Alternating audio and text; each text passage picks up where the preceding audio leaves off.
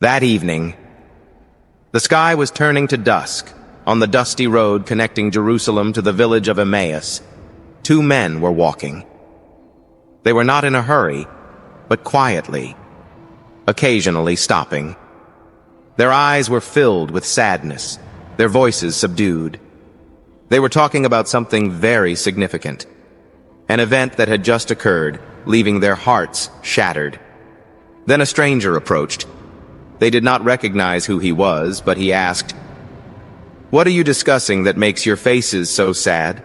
One of the two, named Cleopas, replied in surprise, "Are you the only one in Jerusalem who does not know what has happened?" "What has happened?"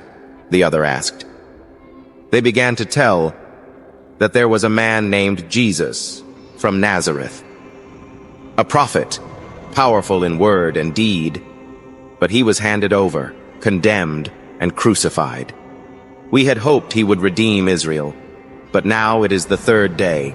And then they added that some women from our group went to the tomb early this morning, and they did not find his body. They said that angels appeared, telling them he has risen. At that moment, the stranger looked at them and said, "Oh, foolish ones, do you not understand?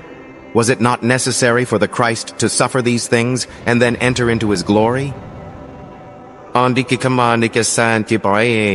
Then he began to explain to them, from the books of Moses to the prophets, every word in the scriptures concerning himself. With each step, it was as if a veil was being lifted. As they approached the village, he acted as if he were going farther, but they urged him, "Stay with us, for it is getting dark, and the day is almost over." He agreed, and in the small room, they sat together. He took the bread, gave thanks, broke it, and gave it to them. At that moment, their eyes were opened. They recognized him. It was he, their teacher, Jesus.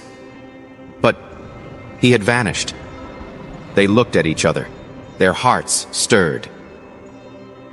Was not our heart burning within us while he talked to us on the road and opened the scriptures to us? Immediately they got up and returned to Jerusalem. Even though it was dark, even though the road was long, they had to tell. They had to let everyone know that the Lord has risen. We recognized him when he broke the bread. And so, on the road to Emmaus long ago, the story of the encounter still lives on. Whenever we listen to the Word of God, whenever the Eucharist is broken, he is present. He is still walking beside us.